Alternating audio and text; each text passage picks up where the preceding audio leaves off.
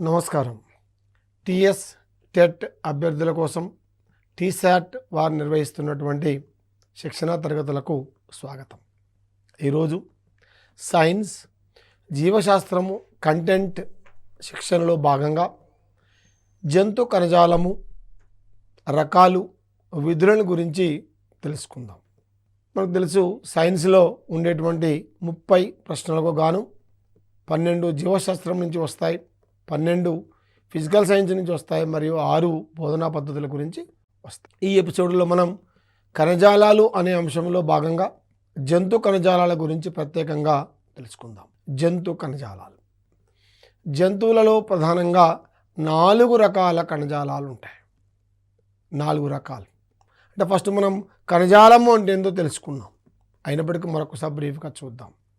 సాధారణంగా ఒకే రకమైనటువంటి ఆకారాన్ని కలిగి ఉండి ఒకే రకమైనటువంటి విధులను నిర్వర్తించేటువంటి కణముల యొక్క సమూహమే కణజాలం.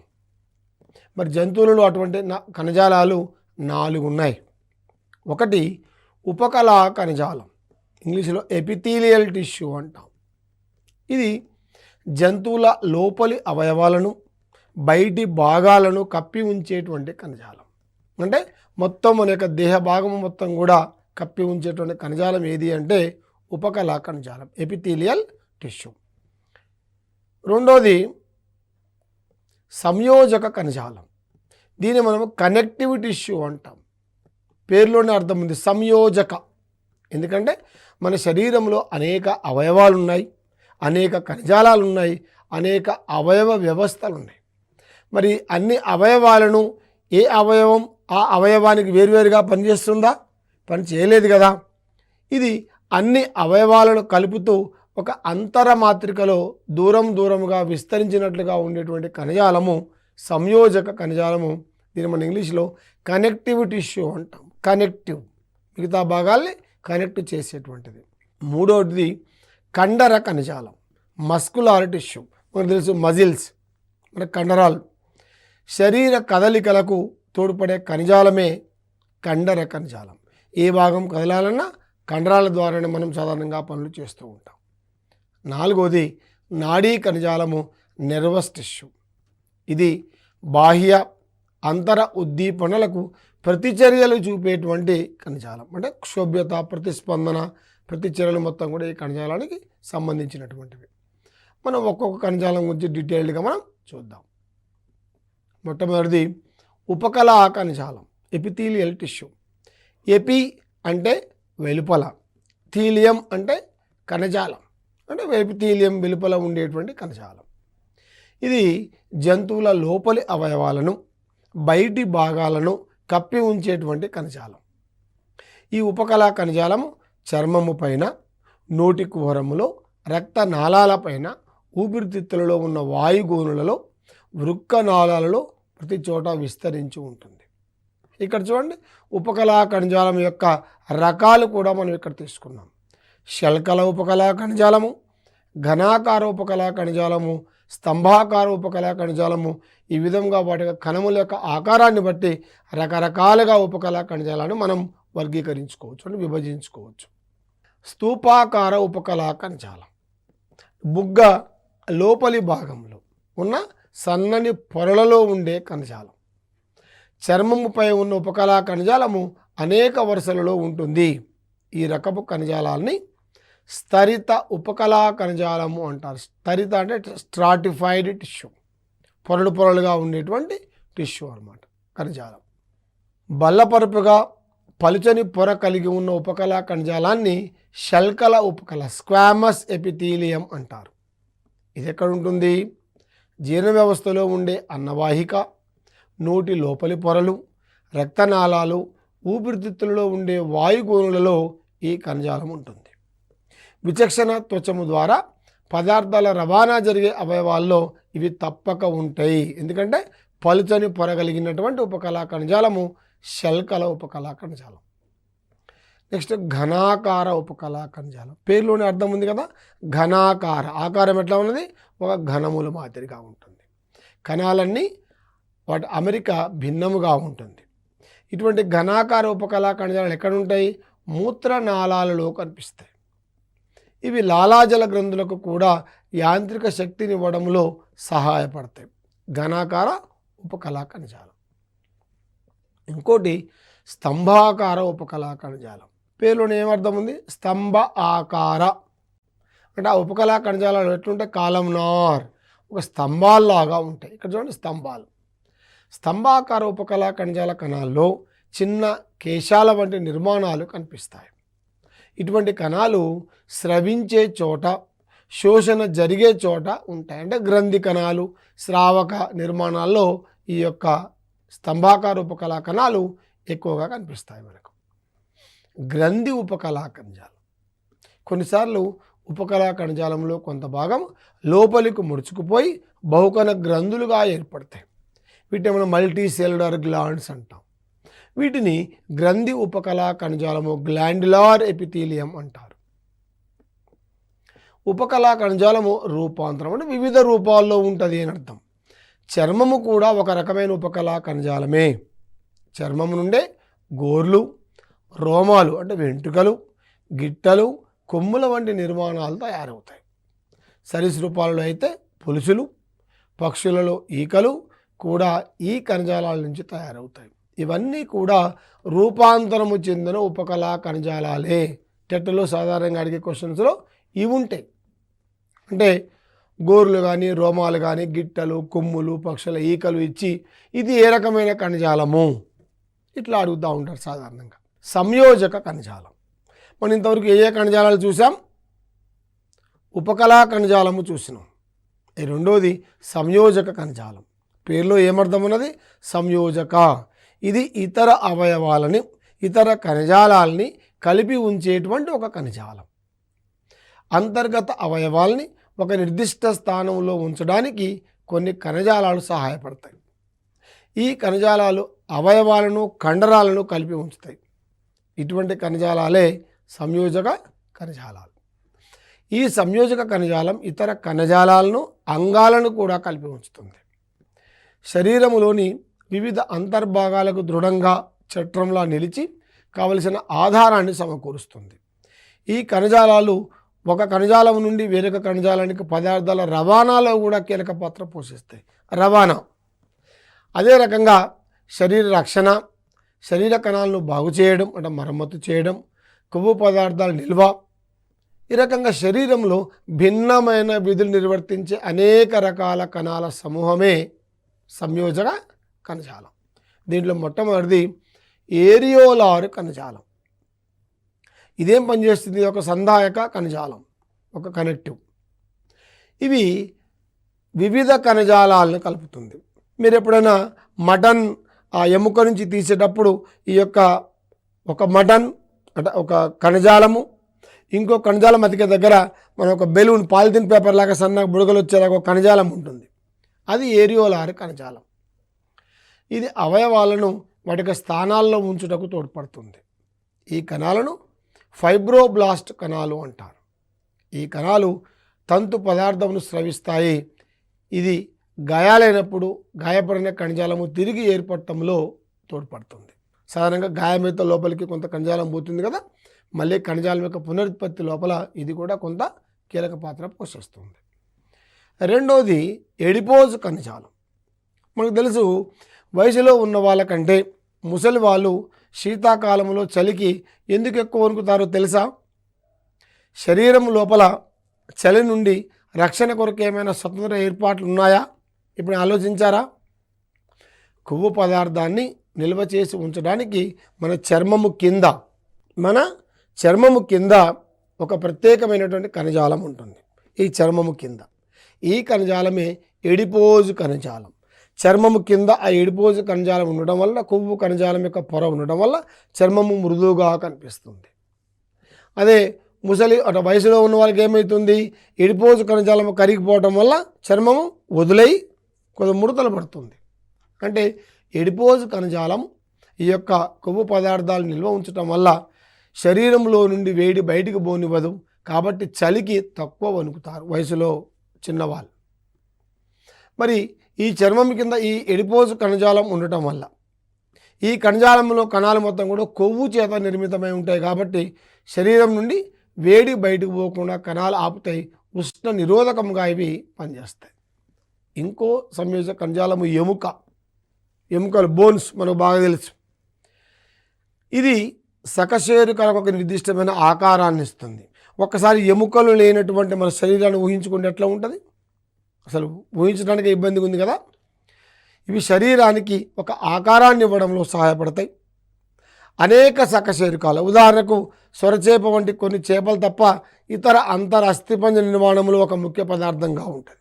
చేపల లోపల కూడా ఒక ముళ్ళు, మనం పొడవైన వెన్నెముక సైడ్ ముళ్ళు ఉంటాయి కదా, అది మొత్తం కూడా ఎముక కణజాలమే. ఈ కణాలు ఎక్కడి నుంచి వస్తాయి? అస్థిమజ్జ నుంచి ఏర్పడతాయి. అస్థిమజ్జ ప్రాంతం లోపల ఉంటాయి. ఎముక కాల్షియం ఫాస్ఫేట్, కాల్షియం కార్బోనేట్తో ఏర్పడింది. ఈ లవణాలను ఎముక అంటే అస్టియోసైట్ కణాలు స్రవిస్తాయి. మరి ఈ కణాలు ఎక్కడ ఉంటాయి? ఎముక మధ్యలో ఉన్నటువంటి అస్థి మధ్య, మనం మూలుగా అంటాం చూడండి, ఇట్లా పిలుస్తాం, బోన్ మారో, దాంట్లో ఉంటాయి. మృదుల అస్థి వేరొక విధమైన సంయోజక కణజాలం. అస్థి అంటే ఎముక, కానీ ఎటువంటిది? మృదుల అస్థి, మృదువుగా ఉంటుంది. ఇక్కడ చూడండి, ముక్కు గట్టి ఆకారాన్ని ఇస్తుంది, ఇటువంటి అటు ఉంచుతుంది. చెవుడప్ప చూడండి, ఇట్లా. అంటే ఎముకలు కలిసే ప్రదేశాలలో పక్కటెముకల యొక్క చివరన నాసికాగ్రము, చెవిదొప్ప, ఈ యొక్క వాయునాళం లోపల ఈ యొక్క మృదులాస్థి కణజాలం ఉంటుంది. ఒక ఆకారాన్ని ఇస్తుంది కానీ మృదువుగా ఉంటుంది. అనేక సకశేరుక జీవుల పిండ దశ లోపల ఎముకలు ఉండవు. అక్కడ ఏముంటుంది? మృదులాస్థి కణజాలం మాత్రమే ఉంటుంది. మృదులాస్థి దృఢముగా ఉన్నప్పటికీ ఎముక అంత దృఢంగా ఉండదు. ఎముకతో పోలిస్తే మెత్తగా ఉంటుంది. ఎముకే కానీ మృదువుగా ఉంటుంది. లిగమెంట్ లేదా సంధి బంధనం. మన మోకాళ్ళు ఉన్నాయి కదా, మోకాళ్ళు, మోచేతులు, ఈ రెండు కీళ్ళు ఇట్లా కలిసే చోట ఏమవుతుంది? ఇక్కడ ఈ రెండు ఎముకలను జాయింట్ చేసేటువంటి దీన్ని సంధి బంధనం. ఇది ఒక సంయోజక కణజాలం. మన మోకాలు ఇట్లా ముందుకు వెనక అన్నప్పుడు పైన మోకాలపై చేయబెట్టుకుంటే మనకు ఇట్లా సౌండ్ వస్తుండొచ్చు చూడండి, అది లిగమెంట్ లేదా సంధి బంధనం. ఇది ఎముకలను సంధి తలాలలో కలిపి ఉంచుతుంది. ఎక్కువ సంఖ్యలో తంతువులను కలిగి ఉంటుంది. ఈ తంతువులు కొలాజన్ అనే ప్రోటీన్తో చేయబడి ఉంటాయి. ఇది స్థితిస్థాపక గుణాన్ని కలిగి ఉంటాయి. కాబట్టి మన యొక్క ఎముకలు ఈ రకంగా మనం స్థితిస్థాపక గుణంలో చూస్తూ ఉంటాం.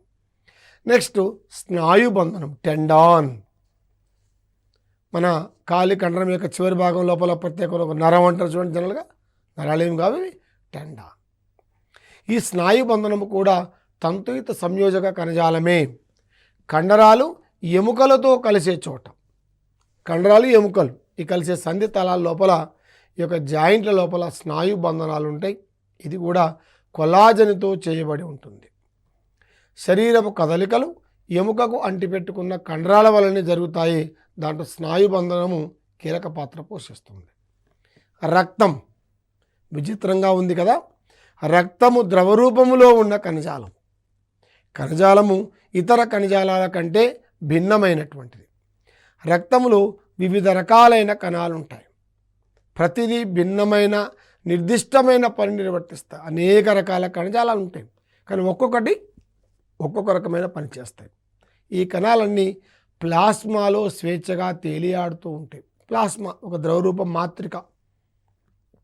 కణబాహ్య ప్రదేశము ద్రవ పదార్థమైన ప్లాస్మాతో నింపబడి ఉంటుంది. అందుచేత రక్తం ద్రవరూపంలో ఉంటుంది. గుర్తుపెట్టుకోండి, ఏకైక ద్రవరూప కణజాలం ఏది అంటే రక్తం.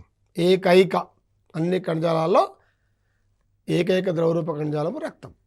రక్తము సందాయక కణజాలము అయినప్పటికీ రక్తములో తంతువులు ఉండవు. మరి దీంట్లో ఏ ఏ రకాల కణాలు ఉంటాయో ఒకసారి జాగ్రత్తగా చూద్దాం.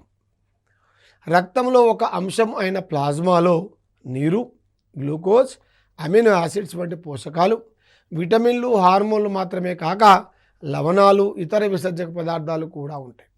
ఇంకా ప్రధానమైనది ఏంటి? రక్తనాళాల్లో రక్తము ప్రవహించేటప్పుడు గడ్డగట్టకుండా ఉండటానికి హెపారిన్ అనే పదార్థము కూడా ఉంటుంది. అంటే రక్తము ఫ్రీగా ఫ్లో కావడానికి వీలుగా. శిశువు తల్లి గర్భంలో ఉన్నప్పుడు. అప్పుడెప్పుడు వస్తాయి రక్త కణాలు? కాలేయము, ప్లీహము నుంచి ఏర్పడతాయి.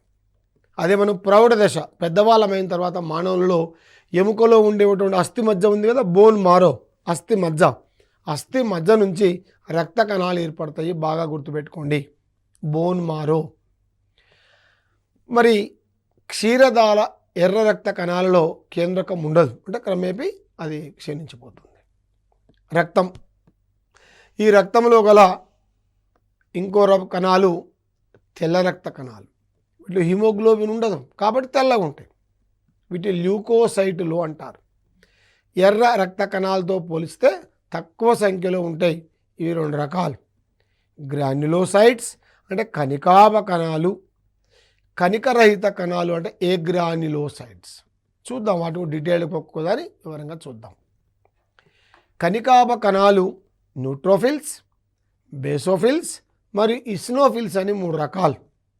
కణికాభ కణాలు అంటే రేణువులు కలిగినటువంటి కణాలు, కణికాభ కణాలు.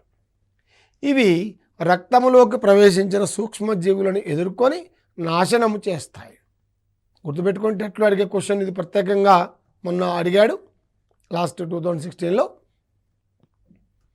కొన్ని తెల్ల రక్త కణాలు శరీరంలో ప్రవేశించే సూక్ష్మజీవులను చంపడంలో తమ జీవితాన్ని త్యాగం చేస్తాయి. ఈ యుద్ధంలో చనిపోయిన తెల్ల రక్త కణాలే చీము రూపంలో గాయం నుండి బయటకు విసర్జింపబడతాయి. చీము పట్టిందంటే చూడండి, అంటే అర్థం ఏంటిది? తెల్ల రక్త కణాలు కొన్ని హానికర సూక్ష్మజీవులతో పోరాడి చనిపోయి ఆ రూపం లోపల బయటకు వస్తున్నాయి అన్నమాట. న్యూట్రోఫిల్స్ రక్తంలోకి వచ్చిన బ్యాక్టీరియాని ఎదుర్కొనే ప్రతిదేహాలను, యాంటీబాడీలను తయారు చేస్తాయి. మనం ఇప్పుడు వ్యాక్సిన్స్ ఉన్నాయి కదా, వ్యాక్సిన్స్ వల్ల ఏమవుతున్నది? ఆ యొక్క హానికర వైరస్లకు వ్యతిరేకమైనటువంటి యాంటీబాడీస్ వస్తాయని చెప్పుకుంటున్నాం కదా, ఆ యాంటీబాడీస్ తయారు చేసేవి న్యూట్రోఫిల్స్. న్యూట్రోఫిల్స్ని సూక్ష్మ రక్షక భటులు, మైక్రోస్కోపిక్ పోలీస్మెన్ అంటారు. ఇది బాగా గుర్తుపెట్టుకోండి, ఇది మొన్న అడిగినటువంటి క్వశ్చన్. సూక్ష్మ రక్షక భటులను ఎవరంటారు? సూక్ష్మ ఎందుకంటామంటే అన్నిట్లో ఈ కణాలు చిన్నగా ఉంటాయి. రక్త కణాలు నీటిలో న్యూట్రోఫిల్స్ చిన్నగా ఉంటాయి. కణికరహిత కణాలు లింఫోసైట్స్ మరియు మోనోసైట్స్ అని 2 రకాలు. గ్రాన్యులోసైట్స్ అంటాం వీటిని. లింఫోసైట్స్ ఏం చేస్తాయి? కణంలోకి వచ్చిన బాహ్య పదార్థాలు ఎదుర్కొనే ప్రతి రక్షకాలు, ఇంతకుముందు చెప్పి యాంటీబాడీస్ కదా, యాంటీజెన్స్ తయారు చేస్తాయి. మోనోసైట్లు ఏం చేస్తాయి? కణికా కణాలతో పాటు రక్తంలో అమీబా మాదిరిగా కదులుతూ బాహ్య పదార్థాలు ఎదుర్కొని భక్షించి నాశకం చేస్తాయి. గుర్తుపెట్టుకోండి, ఇప్పుడు హానికర బ్యాక్టీరియా వచ్చిందనుకోండి లోపలికి, మోనోసైట్ ఏం చేస్తుంది? క్రమేపీ కదులుతూ తన దగ్గరికి వెళ్ళిపోయి దాన్ని మింగేస్తుంది. ఒక విషయం గుర్తుపెట్టుకోండి, ఎక్కడైనా చెత్త ఉందనుకోండి, చెత్తను మొత్తం క్లీన్ చేసి డస్ట్బిన్లో పడేసే వాటి మనం ఏమంటాం? మనం పారిశుద్ధ కార్మికులు, స్కావెంజర్స్ అంటాం. చాలా గొప్ప పని చేసేటువంటి వారు. మరి ఇవి కూడా అదే పని చేస్తున్నాయి కాబట్టి మోనోసైట్లను కూడా పారిశుద్ధ కార్మికులుగా మనం పిలుస్తాం, స్కావెంజర్స్ అంటాం. గుర్తుపెట్టుకోండి, ప్రతి కణాలకు ఒక పేరుంది. ఓకే, న్యూట్రోఫిల్స్ ఏమో సూక్ష్మరక్షక భటులు, మోనోసైట్లేమో పారిశుద్ధ కార్మికులుగా పిలువబడతాయి. రక్త ఫలకికలు, ప్లేట్లెట్స్, చాలామందికి పదం బాగా గుర్తు. ఏదైనా డెంగ్యూ జ్వరం కానీ ఏదైనా విష జ్వరాలు వస్తే రక్త కణాలు పడిపోయినాయి అంటగా అంటారు. ఏంటో రక్త కణాలు? ప్లేట్లెట్స్, రక్త ఫలకికలు అంటాం. దీంట్లో కేంద్రకం ఉండదు, బల్లపరుపుగా ఉంటాయి. ఎక్కడైనా రక్తనాళానికి దెబ్బ తగిలితే రక్త ఫలకికలు అక్కడ గుమికూడి రక్తము గడ్డగట్టేటట్టు చేస్తాయి. ఇవి రక్తస్రావము జరగకుండా కాపాడతాయి. అందుకని మనకు తెలుసు, ప్లేట్లెట్స్ రక్తంలో తగ్గినట్లయితే రక్తస్రావము జరిగి చివరికి పర్సన్ యొక్క పరిస్థితి సీరియస్ అయ్యేటువంటి అవకాశం ఉంటుంది. కాబట్టి రక్త కణాలు ఒక నిర్దిష్ట సంఖ్యలో ఉంచేటట్టుగా సాధారణంగా డాక్టర్లు, వైద్యులు చూస్తూ ఉంటారు. ఇక్కడ జాగ్రత్తగా పరిశీలించండి. రక్త కణాల యొక్క మొత్తం యొక్క విభజన ఒక చిన్న ఫ్లో చార్ట్ రూపంలో మనం తీసుకోవడం జరిగింది. ఎర్ర రక్త కణాలు ద్విపుటాకారంగా ఇక్కడ మనం చూస్తున్నాం. తెల్ల రక్త కణాలు, దీంట్లో రేణుయుత అంటే కణికాయుత కణాలు అంటే గ్రాన్యులోసైట్స్, దీంట్లో బేసోఫిల్, న్యూట్రోఫిల్, ఇస్నోఫిల్స్. సాధారణంగా ఇస్నోఫిల్స్ గురించి మీకు అందరికీ కూడా తెలిసి ఉంటుంది. ఏదైనా పడని పదార్థాలు తింటే ఎలర్జీ వస్తుందంటాం చూడండి, దాన్ని ఇస్నోఫీలియా అంటాం. అంటే ఇస్నోఫిల్స్ యొక్క సంఖ్య పెరుగుతుందన్నమాట. రేణురహిత కణికారహిత కణాలు, ఇది మోనోసైట్, ఇది లింఫోసైట్. సాధారణంగా ఎగ్జాంపుల్ ఏమడుగుతుంటారంటే ఈ యొక్క ఎస్ ఆకారములో కేంద్రకం ఉన్న కణాలు అంటాడు.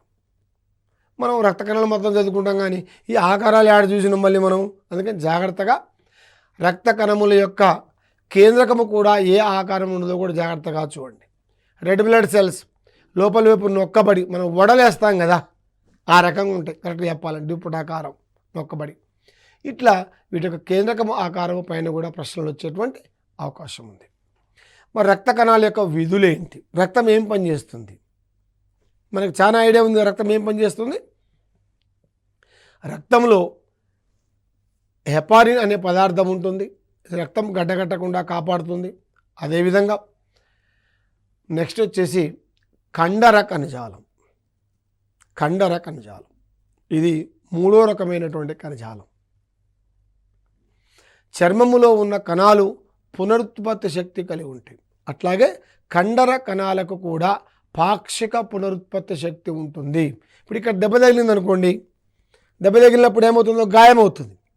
కానీ గాయమైన తర్వాత కొద్ది కాలానికి క్రమేపీ మానిపోయి ఈ గాయము మొత్తం కూడా సమానంగా మళ్ళీ పూడిపోతుంది, మళ్ళీ అంటే మామూలుగా చర్మంలో కలిసిపోతుంది. అంటే ఏమవుతుంది, ఇక్కడ ఉండేటువంటి కణాలకు పాక్షికంగా పునరుత్పత్తి శక్తి వచ్చి విభజన చెంది మళ్ళీ కణజాలాన్ని గాయాలు మానిపడంలో సహాయపడుతుంది. ఈ కణజాలం ఏది, కండర కణజాలం. ఈ కండరాలు అవయవాల కదలికలకు సహాయపడతాయి, కావలసిన శక్తిని ఉత్పత్తి చేస్తాయి.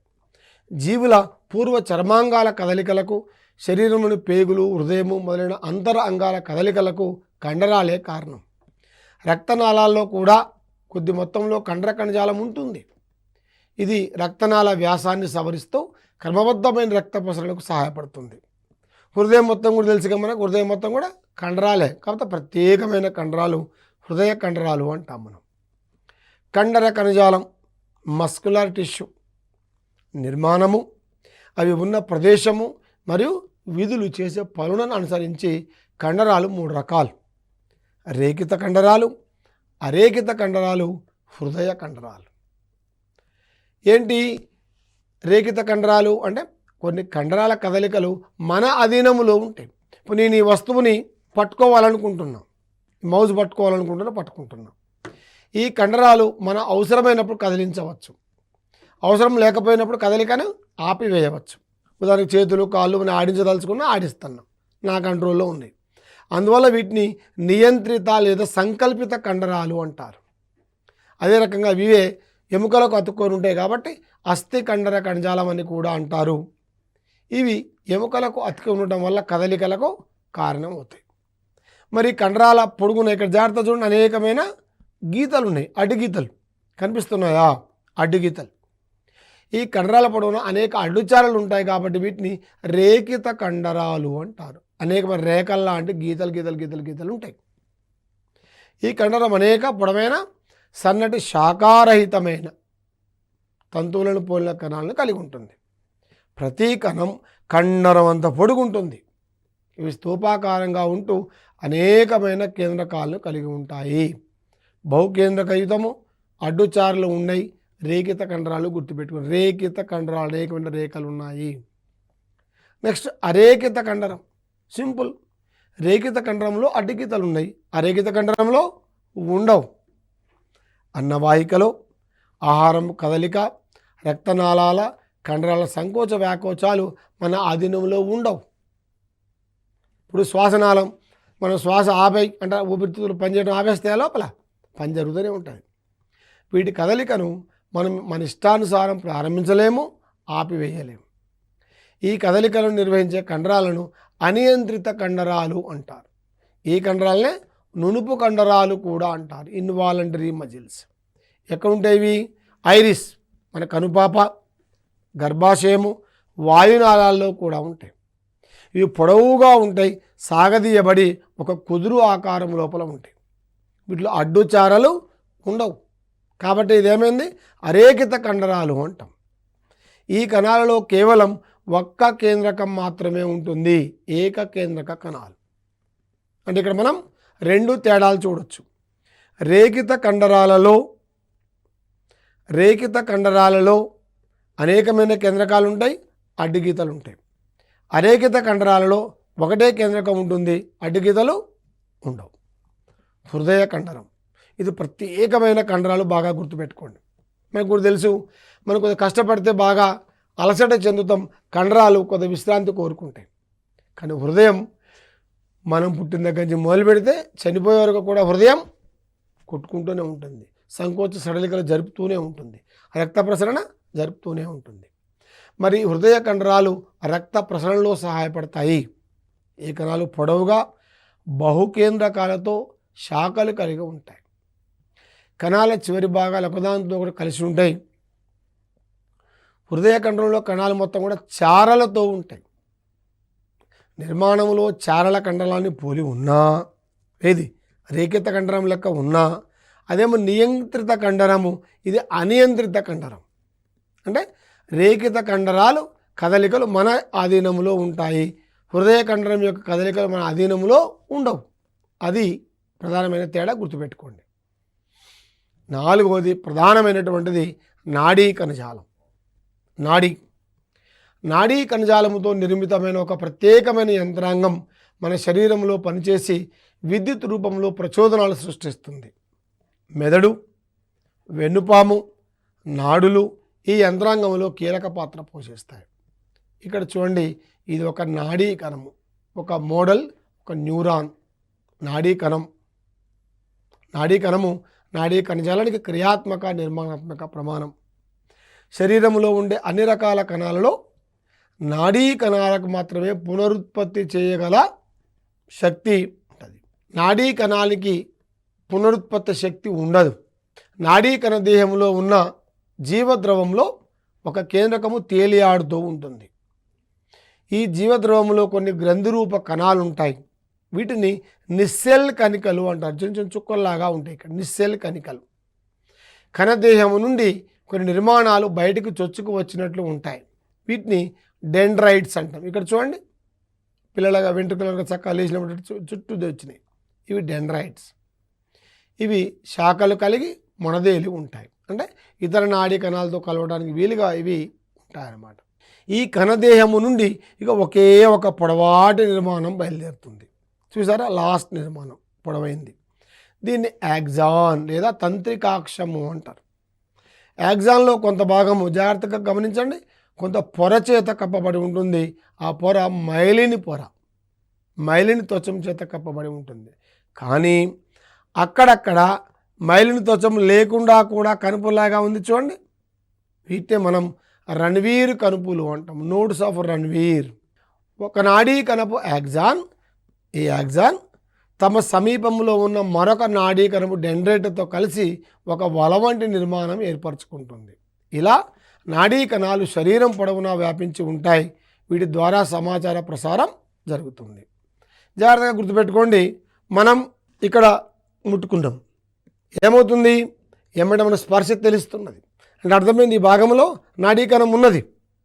మరి ఈ నాడీకణం ఒక్కటే మెదడు దాకా పోయి మనకు స్పర్శ అనే భావన కలిగిస్తుందా? లేదు. ఈ నాడీకణం వెంటనే ఇంకో నాడీకణానికి, అది ఇంకో నాడీకణానికి, అది ఇంకో నాడీ, ఇట్లా అనేకమైన నాడీకణాలు ఒకదాని పక్కన ఒకటి వలలాగా ఏర్పడి ఉండి ఈ యొక్క సమాచార ప్రసారం అనేటువంటి అత్యంత వేగంగా జరుగుతుంది. అత్యంత వేగంగా ఇట్లా ముట్టుకోగానే సారి పట్టుకునే విషయం మనకు ఇక్కడ దాకా తెలిసిపోతుంది. అంటే అత్యంత వేగంగా నాడీ ప్రసారం, సమాచార ప్రసారం జరుగుతుంటుంది. ముఖ్యాంశాలు: ఒకే రకమైన ఆకారము కలిగి ఒకే రకమైన విధులు నిర్వహించే కణ సముదాయాన్ని కణజాలము అంటారు. దేహంలో ఉండే వివిధ రకాల కణజాలాలు వివిధ పనులు నిర్వర్తించడం వల్ల జీవక్రియలు జరుగుతుంటాయి. ఉపకళా కణజాలము, సంయోజక కణజాలము, కండర కణజాలము, నాడీ కణజాలాలు జంతువుల్లో ముఖ్యమైన కణజాలాలు. ద్రవరూపంలో ఉండే ఏకైక కణజాలము రక్తం.